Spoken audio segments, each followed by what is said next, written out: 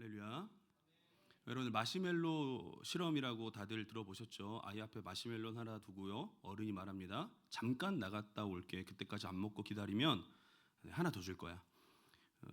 그리고 나갔다가 뒤늦게 돌아오죠. 참은 아이는 2개, 못 참은 아이는 하나 먹습니다. 원래 이 실험은 참을성에 관한 거라고 알려져 있죠. 참을성 있는 아이가 나중에 성공하더라.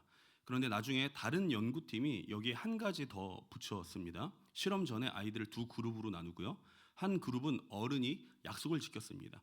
내가 잠깐 기다려. 내가 크레파스 지금 좀 가지고 올게. 하고 진짜 가져다 준 그룹이 있고요. 다른 그룹은 가져다 준다고 이야기하지만 가져다 주지 않고 그냥 왔어요.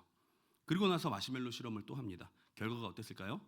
약속을 지킨 어른을 만난 아이들은 4배 더 오래 기다렸잖아요. 그죠? 약속을 안 지킨 어른을 만난 아이들은요, 어른이 나가자마자 마시멜로를 바로 먹어버렸습니다. 그러니까 아이들이 참을성이 없는 게 아니라 계산이 끝나버린 거죠. 기다려봤자 안 온다. 기다려봤자 안 가지고 오는 약속 어길 거다. 그러면 지금 먹는 게 이득일 거야.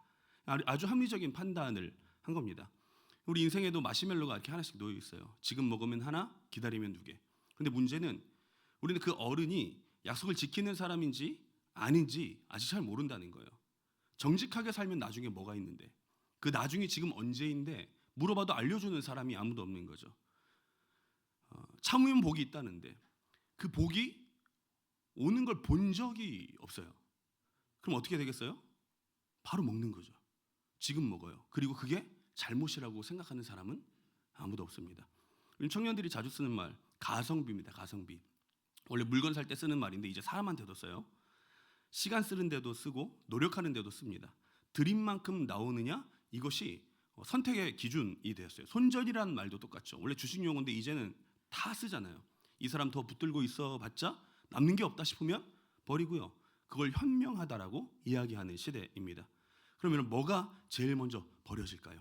계산이 안 되는 것들이죠. 당장 관계가 결과가 안 보이는 관계, 아무도 안 알아주는 성실함, 티가 안 나는 자리, 이런 거 하나씩 정리한다고요. 그리고 그걸 세상은 어른이 됐다라고 표현합니다.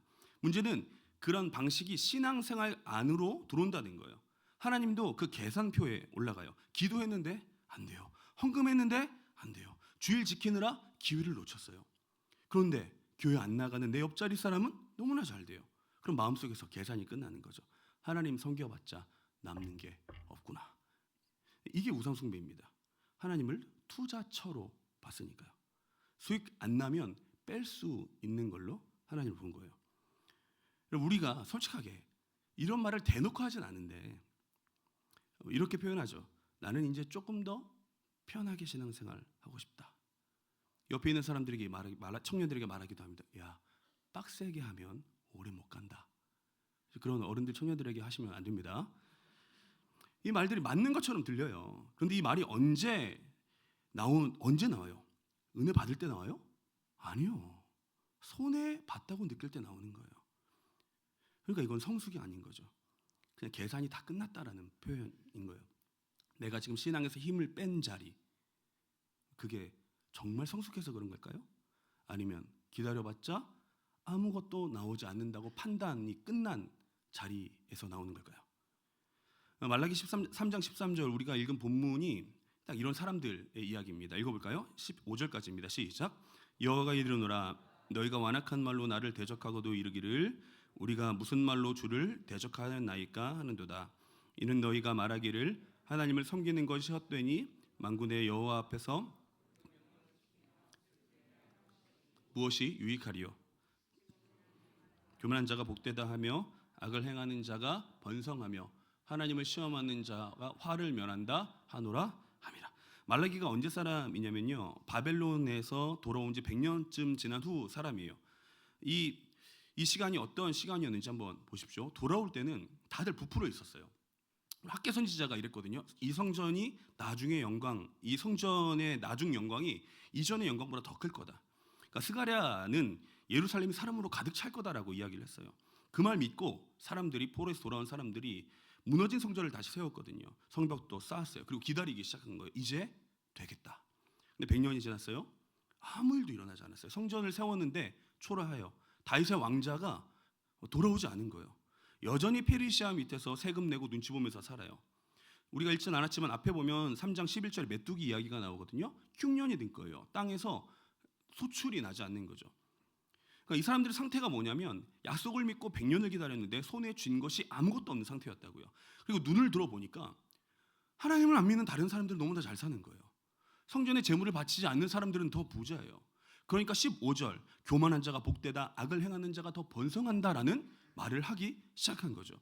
근데 제일 무서운 게 뭐냐면 13절에 보니까 하나님이 이렇게 말하는 너희가 완악한 말로 나를 대적했다. 하나님이 이렇게 말씀하시는데 사람이 뭐래요? 우리가 무슨 말로 주를 대적했습니까? 자기가 그런 말을 한지 모르는 거예요. 내 입에서 나오는 말이 하나님을 대적한 말인지도 모른다는 거죠. 그때나 지금이나 똑같아요. 여러분, 그들도 눈에 보이는 것을 하나님을 판단했고 우리도 그래요. 그들도 안 믿는 사람들 보며 안 믿는 사람들 보고 잘 되는 거 보면서 계산했고 우리도 그래요. 그들도 자기들이 하나님을 대적하는지 몰랐는데 나도 잘 몰라요. 우리는 그걸 단지 신앙의 회의감이라고 단지 표현하고 하나님 앞에 정직한 고민을 한다라고 말하잖아요. 그럼 왜 우리가 눈에 보이는 것들로 계산하고 하나님을 판단할까요? 그게 편하니까요. 보이는 걸로 판단하면 지금 결론 내릴 수 있다니까요. 기다릴 필요가 없으니까요. 하나님이 뭘 하고 계신지 물어볼 필요도 없고 내가 재고 내가 판단하고 내가 끝내면 되니까요. 하나님을 기다린다는 건 그 결정이 누구에게 있다는 거예요? 하나님께 있다는 거잖아요. 그게 싫은 거죠. 이거는 못 믿는 게 아니라 안 믿기로 결정한 거예요. 그러면 여러분 우리가 한번 생각해 봐야죠. 아무 일도 일어나지 않을 것 같은 그 100년 동안 하나님이 진짜 아무것도 안 하고 있었는가? 하나님 무엇을 하고 계셨을까요? 첫 번째, 하나님은 우리가 나눈 말을 듣고 계십니다. 우리 16절 읽어볼게요. 시작. 그때 여호와를 경외하는 자들이 여호와께서 그것을 분명히 들으시고 여호와를 경외하는 자와 그 이름을 존중히 여기는 자를 위하여 여호와 앞에 있는 기념책에 기록하셨느니라. 그때라고 말합니다. 그때 언제예요? 사람들이 하나님을 섬겨봤자 헛되다라고 말하는 그때 하나님이 그걸 들으셨다라고 말합니다.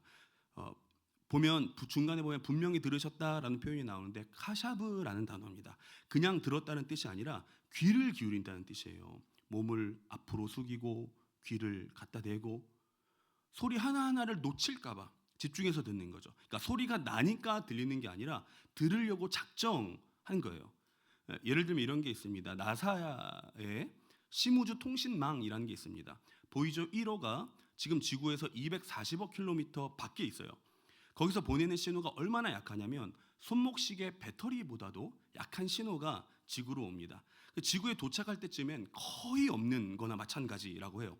그런데 나사는 그 신호를 다 받아요. 어떻게 받냐면 지름 70m짜리 안테나를 그쪽으로 딱 돌려놓고 계속 기다리고 있는 거예요.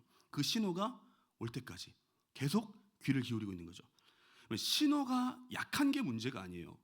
누가 귀를 기울이고 있느냐가 문제입니다. 말라기 3장 16절에 사람들은 크게 외치지 않았어요. 보면 서로 말했다고 이야기했다고 피차에 말했다라고 말해요. 우리들끼리 나눈 말이라고요. 그런데 그걸 누가 들으셨어요? 하나님이 들으셨다고요. 왜요? 귀를 기울이고 계셨으니까요. 그리고 들은 다음에 뭘 하셨다고 말하죠? 기념책에 기록했다라고 이야기를 합니다. 기념책이 뭐냐면요. 말라기 시대가 페르시아 시대잖아요.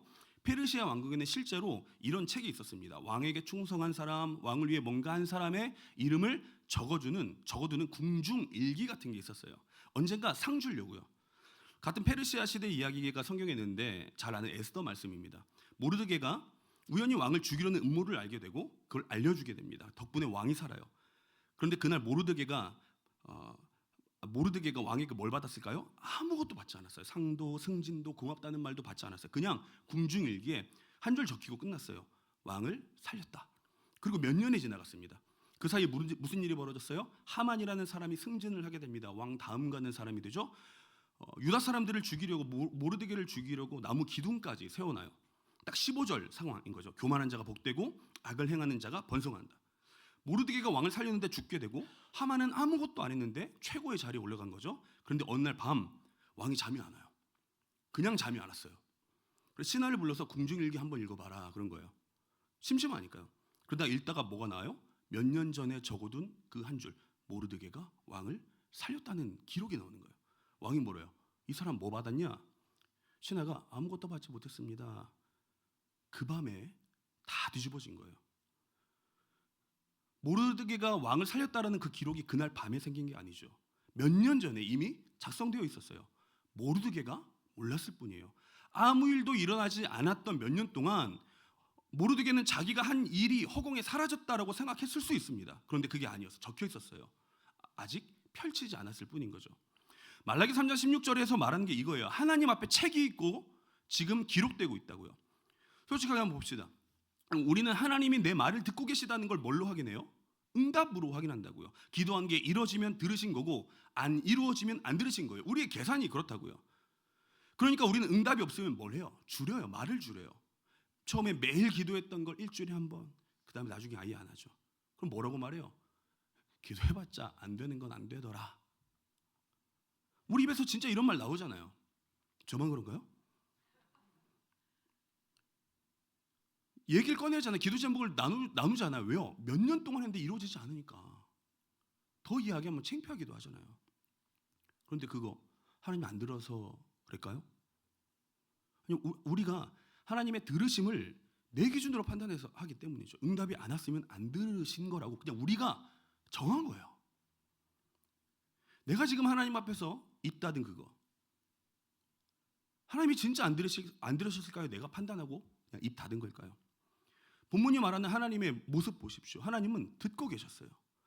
사람들이 하나님을 대적하는 말 그 시대에 다 귀 기울이고 계셨어요. 경외하는 자들이 자기들끼리 나눈 그 작은 말도 놓치지 않으셨어요. 그리고 적으셨어요. 잊지 않으려고. 잊지 않으려고 적으신 게 아니에요. 하나님은 잊지 않으세요. 때가 되면 뭘 하려고요? 펼쳐서 드러내려고요. 우리가 내려내야 될 게 분명하죠.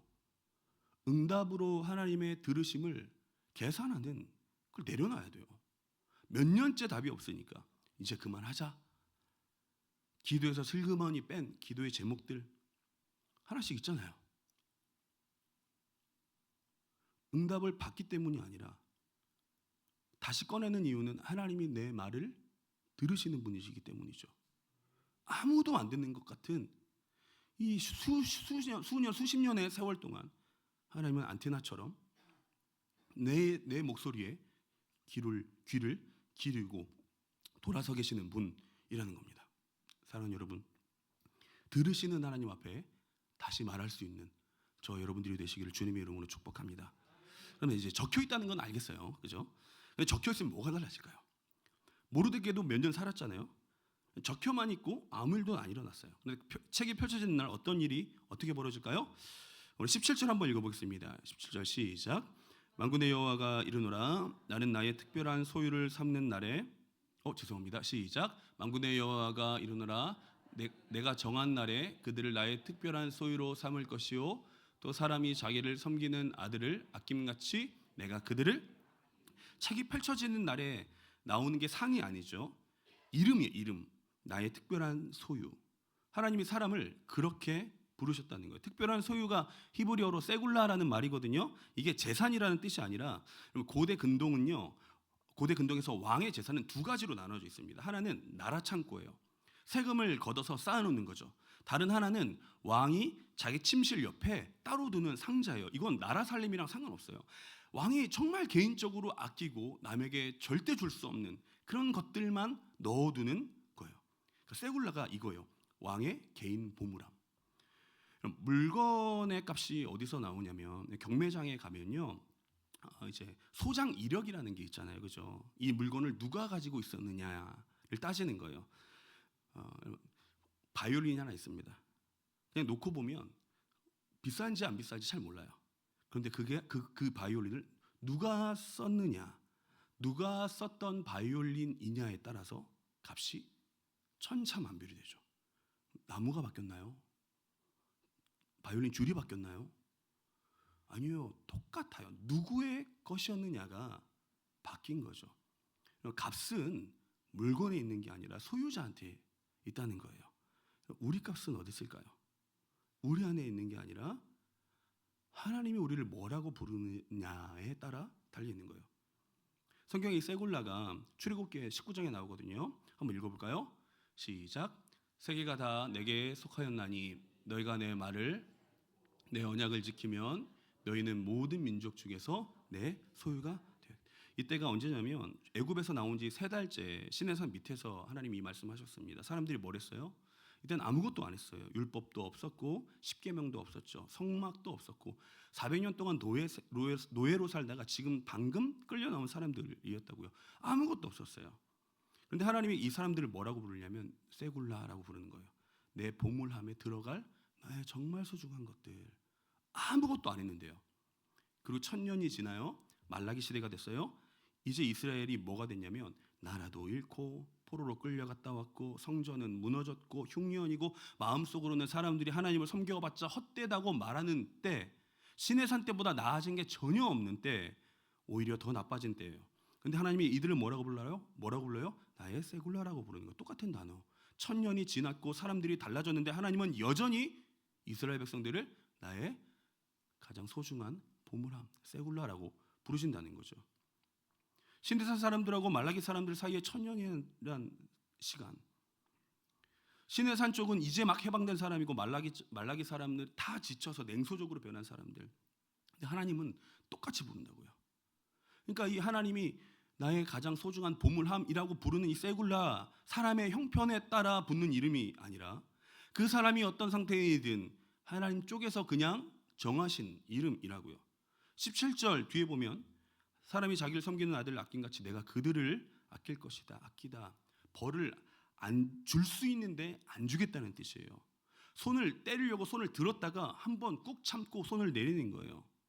아버지가 자식들을 야단칠 수 있는데 아들이니까 한번 봐주는 거라고요. 자격이 없어서 안 때리는 게 아니라 내 아들이니까 한번 참고 넘어가는 거예요. 여러분, 내가 하나님의 소유라는 걸 뭐로 평가합니까? 뭐로 평가해요? 내 컨디션으로 평가해요. 이번 주에 새벽기도 나갔고 말씀도 잘 읽었고, 그 주일 예배당에 딱 들어올 때 한 주간 뿌듯해. 막 어깨 막 넓어지고, 그죠? 하나님 앞에 설만해요. 막 앞자리에 앉아요. 근데 한 주 내내 무너졌어요. 같은 죄를 매일 짓고 기도도 안 했어요. 그럼 어떻게 해요? 저기 뒤에 구석에 계신 분들 뭐 그런 게 아니라, 네, 그런 말이 그렇다는 뜻입니다. 네. 지금 눈을 못 마주치겠네요. 그러니까 남의 집에 온 것 같죠, 그렇죠? 그 2주 잘했던 한 주와 잘못했던 한 주 두 주 사이에 하나님이 나를 부르시는 이름이 바뀌었을까요? 아니요. 바뀐 건 뭐예요? 내 기분, 내 컨디션이요. 그러니까 우리는 지금까지 하나님이 아니라 내가 이번 주에 착실하게 하나님 앞에서 따낸 내 신앙의 점수를 붙들고 살아왔다고요. 점수가 좋으면 자녀 같고 점수가 나쁘면 남 같다고요. 그래서 내가 하나님 앞에서 죄송합니다. 뒷자리에 앉아 계시다면 한번 물어봐야 돼요. 하나님이 나를 뒤로 보내셨는지 아니면 내가 내 점수를 보고 스스로 뒤로 갔는지. 앞으로 앉으시길 바랍니다. 본문이 말한 하나님을 보세요. 하나님이 이름을 부르셨어요. 시내산에서 아무것도 없는 노예들, 그들에게 내 소유, 나의 세굴라. 1000년 뒤에 냉소적으로 변한 사람들에게 또 말해요. 내 보물, 나의 세굴라. 아끼신다고 말해요. 벌을 줄 수 있는데 손을 내리시겠대요. 우리가 그럴 만해서요? 아니요. 하나님이 그냥 그렇게 하기로 결정한 거예요. 그러면 우리가 내려놓아야 될 게 분명해지죠. 내 상태, 내 기분으로 나의 신앙을 판단하려는 그 계산을 내려놓는 거예요.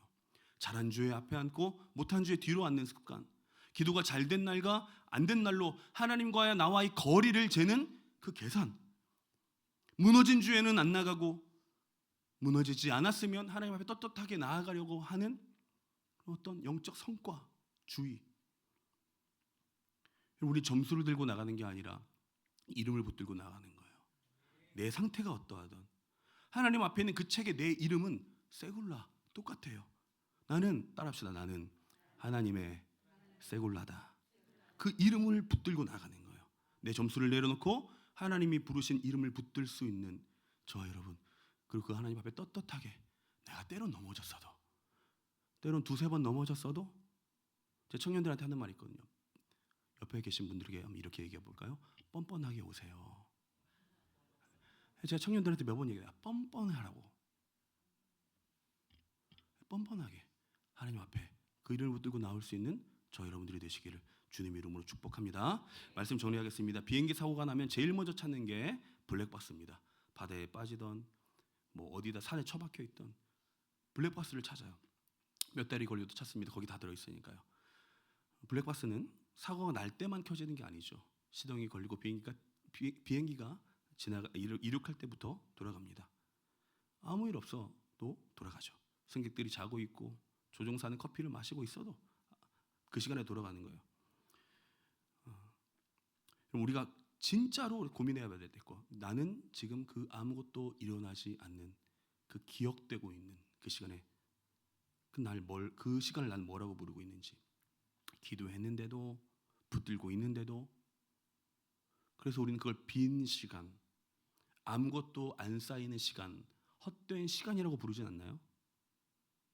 말라기 사람들처럼 100년을 기다렸는데도, 말라기 사람들이 그래서 결론을 냈죠. 하나님 섬겨봤자 헛되다. 그런데 그 100년의 시간이 아무것도 아닌 시간이 아니었어요. 하나님이 듣고 계셨어요. 적고 계셨어요. 그리고 그들을 자기 보물이라고 부르고 계셨어요. 지금 내가 헛되다고 여기는 시간이 있다면 그것을 내가 붙인 겁니까? 하나님이 붙인 거예요. 18절 본문의 마지막 한번 읽어볼게요. 시작. 그때 너희가 돌아와서 의인과 악인을 분별하고 하나님을 섬기는 자와 섬기지 아니하는 자를 분별하리라. 분별하리라. 다시 본다는 뜻이거든요. 새롭게 생기는 게 아니라 이미 있던 걸 다시 제대로 본다는 뜻이에요. 아까 말했던 기록된 블랙박스를 여는 날, 하나님의 기념책이 열리는 날. 그러니까 오늘 이 말씀이 오늘 우리에게 하는 건 이거 하나요.